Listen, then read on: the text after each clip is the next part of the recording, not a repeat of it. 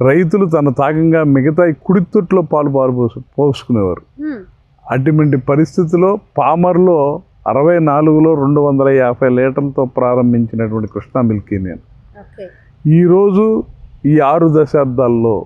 ఈ 60 వజ్రోత్సవ వేడుకలు జరుపుకున్న శుభ సందర్భంలో ఈ రకంగా 260 లీటర్ల నుంచి 6 లక్షల లీటర్ల వరకు ప్రొక్యూర్మెంట్ రైతుల దగ్గర నుంచి సేకరించేటువంటి పాలనే వెళ్ళినటువంటి పరిస్థితులు చాలా కష్ట నష్టాలని ఇబ్బందుల్ని కూడా ఎదుర్కొని ఆ రోజు చైర్మన్గా ఉన్నప్పుడు జానకరామ గారి పరిస్థితులు కానీ,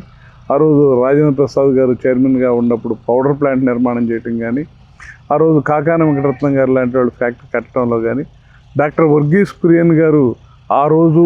వీళ్ళందరితో కూడా కలిపి అక్కడ ఫ్యాక్టరీ అయితే బాగుంటుందని చెప్పి విజయవాడ ఊరు చివర ఉంటుంది కాబట్టి అక్కడ పౌడర్ ప్లాంట్కి వాటికి ఇతర దేశాలకు ఎక్స్పోర్ట్ చేయడానికి రైల్వే పక్కన ఉంటుందని చెప్పి ఆ రోజున ఫ్యాక్టరీ నిర్మాణం చేసినటువంటి పరిస్థితి. తదనంతర పరిణామాల్లో కేంద్ర ప్రభుత్వం చౌదరి బ్రహ్మప్రకాష్ కమిటీని ఏర్పాటు చేసి దేశంలో ఉన్నటువంటి కోఆపరేటివ్ల మీద స్టడీ చేసే కార్యక్రమం ఏర్పాటు చేస్తే ఆ రోజు ముఖ్యమంత్రిగా ఉన్నప్పుడు నందమూరి తారక రామారావు గారు ఇవాళ ప్రభుత్వాల్లో ఉంటే ఈ రైతులకు చెందిన సంస్థలు నష్టపోతాయనే ఉద్దేశంతో యూనియన్ని మ్యాక్స్ చట్టం ద్వారా ఆ రోజు ఒక 24 గంటల నిర్ణయాన్ని తీసుకుని అసెంబ్లీలో ప్రవేశపెట్టి ప్రభుత్వంలో ఉన్నటువంటి వ్యవస్థని రైతులకు అప్పగించారు.